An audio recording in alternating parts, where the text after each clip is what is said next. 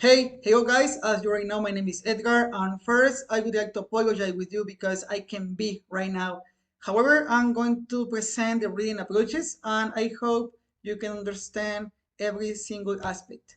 Now, first, we need to tell you, right, which for me is the best concept of reading.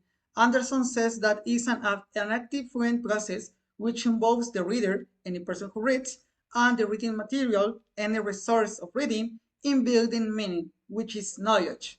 We also have three concepts: decoding, making inferences, and critical reading. And we can find them in any approach we are going to see. Okay, the code is just looking to specific information.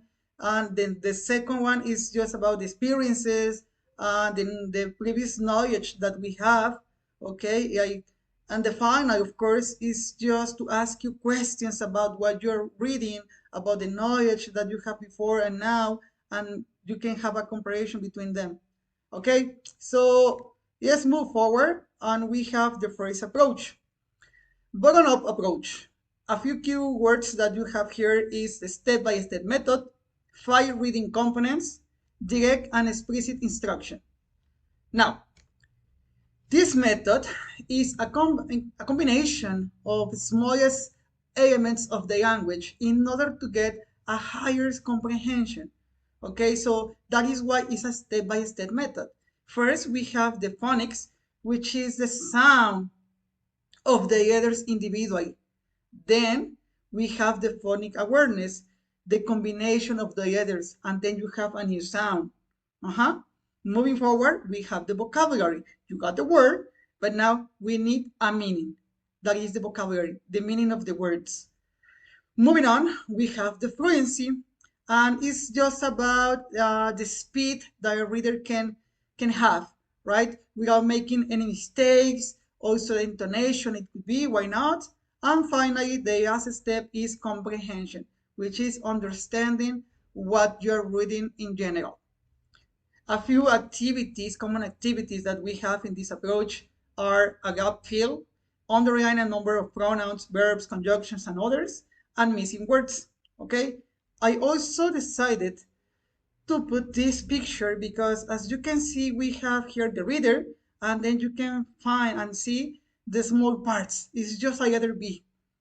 Okay? But it has a meaning, and then we can move forward, all right, to understand our reading. So step by step, we start from the beginning of the language, from the bottom.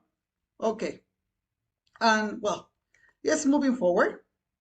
And we have here the second approach, which is top down.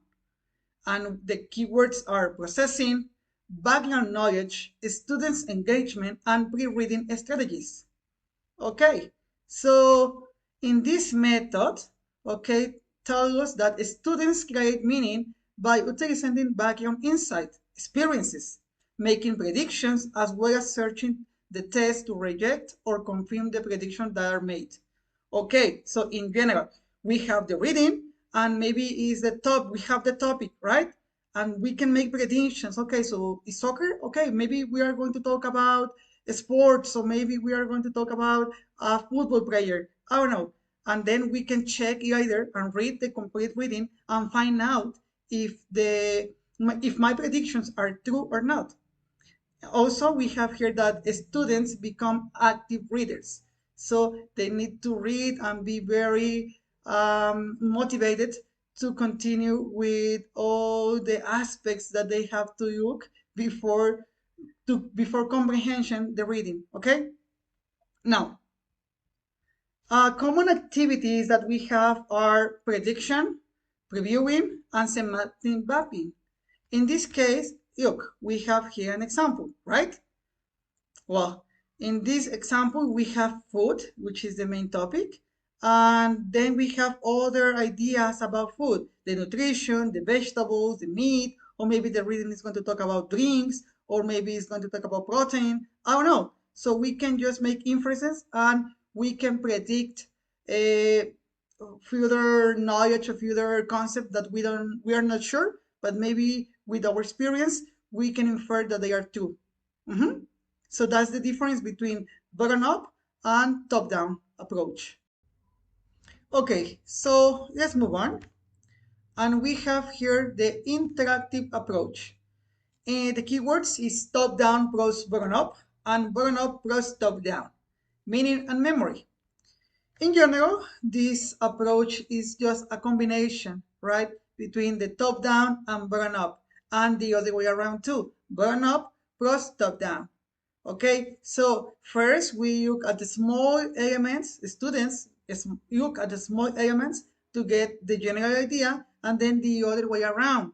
They look at the general idea and focus then on the small elements. That's why the interactive reading approach is commonly used by the best readers. It's not an easy task because they need to use the two approaches that we have seen before. Now, another approach that we have is the phonics instruction. We have decoding, sound letter, okay, alphabetic principle, and reading algorithm. In this method and approach, okay, says that teaches the relationship between the letters of written language and the sound of the spoken language. Okay, so sometimes people says like we don't speak like we read, right? And we have the picture and says the alphabetic principle. Maybe you have the word, okay? And the students, they can see the word. And sometimes says, like, teacher, I don't know how to pronounce the word. How do you say it in English? And then if they are good readers and if they know the alphabetic principle, they can infer that maybe it's just the combination of sounds.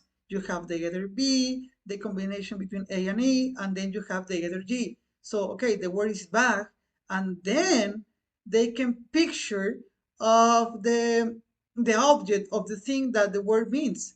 Okay, so it's a very, very, very difficult um, concept. It's not an easy task, as I told you before. So this type of readings is and approaches are a little bit more advanced, okay, because it's not an easy task to do that.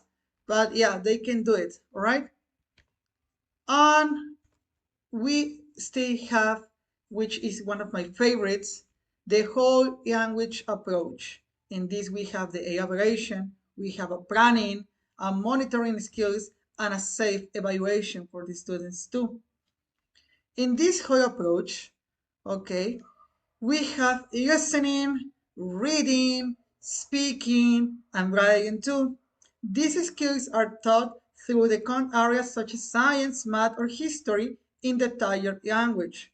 Okay, so we of course we have a planning, a safe evaluation, and we need to monitor our students because they are going to read maybe some aspects or words that maybe they are not used to it. Okay, well, the picture that I decided to put is this because you have the whole, which is just the reading, and then you have the parts, the vocabulary, spelling, grammar, the alphabet, and phonics too. And then you have another whole, which is just the reading in the target language. Because in this case, we are not teaching English. We are teaching new concepts using the language, okay, using English. So maybe we have a test about art and the students can read and they can learn maybe new concepts about art or math or history, okay, and at the same time they are learning new words. So it's just a mix and that is the whole package. That's why I believe this is the most efficient approach. But of one more time, okay, it's for maybe advanced students. In my case, where I work, it's kind of impossible to do that because they don't have the double, right? And they don't like reading too. So it's a little bit complex. But maybe with some students, with other students that they have the double, they can do a pretty good job using this approach.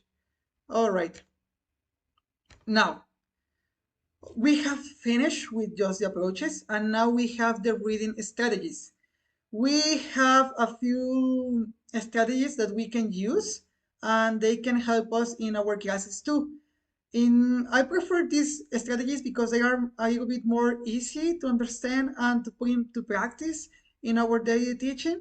So I'm gonna start, okay? Let's see the strategies first. Okay, so the first strategy that we have is identify a purpose for reading. Before we start, okay, with a reading, we need to tell and say the purpose. It's just to get facts, to have fun, to review notes. Why? Why students are going to read the test, okay? And then we can start and look forward to get the better comprehension of the test. Now, a second strategy is the use of grammatic rules. In this case, it's very common to use it in the phonics approach, and then you can find the combinations and the sounds of the letters and how can you pronounce the word, right? Sometimes you have, for example, here phone, cough, so, and the students may get confused a little bit, right? But with the process and reading, they can acknowledge this technique too. Now, we also have use efficient science reading techniques for improving fluency. Okay, so this is when we say, okay, let's try to read in science and try to comprehend with your own ideas.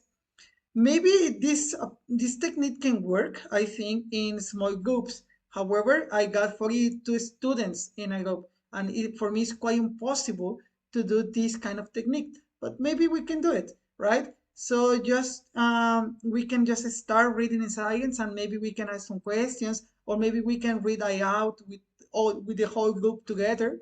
I don't know, but yeah, of course, reading in science is just like to improve on fluency and the comprehension of the test. Okay, it's not always reading aloud because of course some students they don't feel secure, they feel afraid of doing that. Well, but maybe they can just try to read in science and they can do a better job, right? And they can understand the topic. Now, another technique that we have, and it's very popular, is skimming. Okay, super popular, and of course we use it in. Tell me, in which approach do you think we can use skimming? Of course, we use it in what? In the bottom up or in the top down? Of course, the top down. Why? Because we are looking to get the main ideas, general opinions, general facts of a reading, right? And it's just like, okay, so let's identify the purpose. And we can check the title, the headings, right? Maybe the words involved, and we can find what we asked for.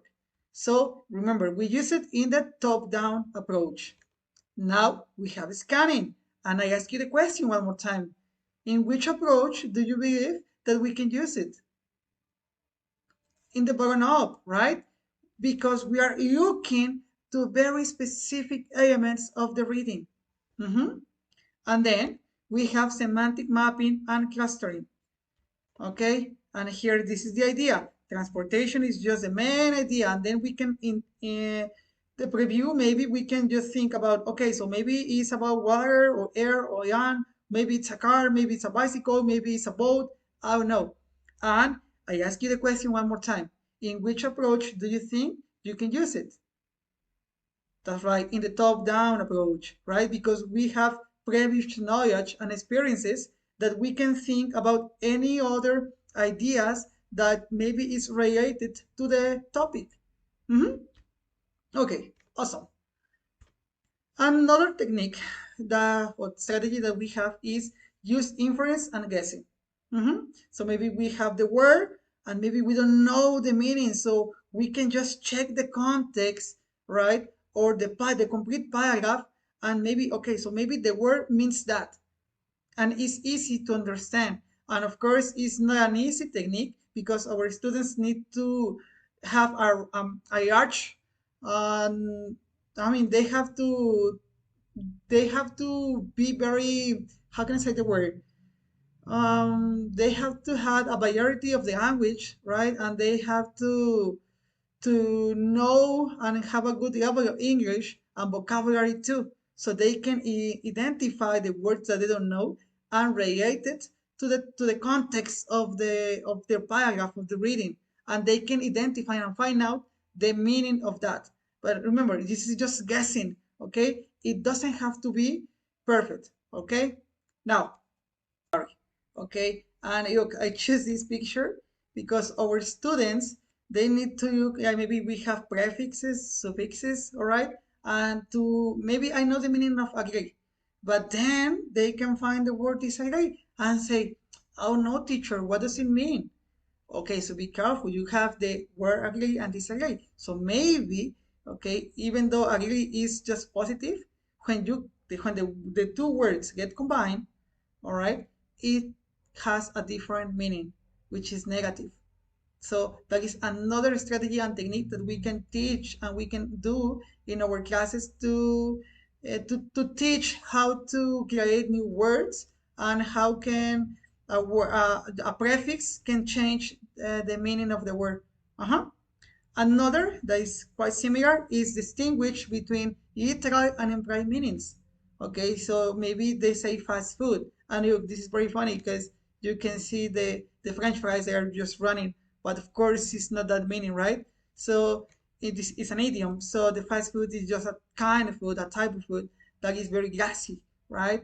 And well, our students must be aware that they can find some words that the meaning is not literally like it's just raining dogs and cats. And can you imagine just the cats and the dogs? Of course not, right? So it means that the rain is very hard. Um, that is a very important technique that we must teach to our students. Okay, another that we have is the discourse markers. Okay, the connectors too. We have addition, cause effect, conclusion, okay, time, contracts, right? Example. In this case, it's just not important in the reading too. It's important on the writing and on the speaking at the same time because sometimes when we have paragraphs, they must be connected, right? And we don't know the words, or maybe we can repeat, and the students tend to repeat and so, then, but, okay. But however, we have many of them. Nevertheless, in fact, this many of them. So it's quite important to teach them that maybe we can find other words to connect paragraphs in a better way. Mhm. So that is another technique to improve your reading, writing, and speaking at the same time. Finally, we have the sequence comprehension memory. This is a very complex technique too. In this case, the first step is survey, which is just to analyze the reading. And then we have the question, okay, the why the author says that, or why am I reading this? So it's like, why the teacher is asking me to read this paragraph? Then you recitate, which is maybe a summarize, or you just write down your ideas or what you think is the most important of the test. And finally, you have the review. Okay, so now yes, review, and maybe the topic is just about sports. Okay, and then I write down that it's about soccer, and they tell me the history of soccer. And then the review, I can just check, okay, maybe grammar, spelling, the main ideas of what the author wants to tell, the purpose of the reading, if they want just to, it's just a reading for a fun, or maybe if they have historical moments or dates that I must learn, okay? So I really like this technique, and maybe we can just try it, right? And well, finally, I think we have finished with the approaches and the techniques. I know it's the presentation, it wasn't perfect, but I tried to do my best. I hope you like it. And well, if you have, I'm gonna give you some extra activities so you can keep on practicing these approaches. Well, that's it. And thanks for watching the video, and I hope I can see you on the next presentation. All right, bye bye. Take care.